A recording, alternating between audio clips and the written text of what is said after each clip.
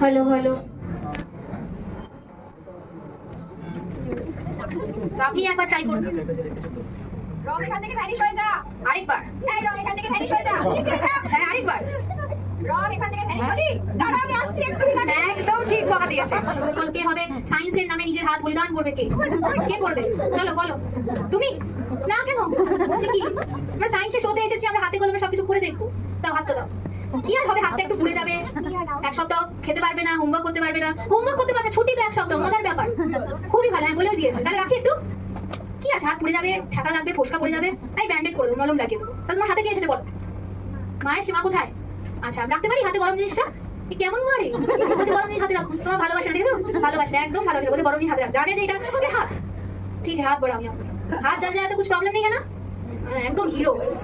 ঠিক আছে, ও যদি করতে হয় তুমিও করতে পারো। চলো বাবা, এরাই বড় হিরো, আমি তো পারবো না, আমি একটু ধরে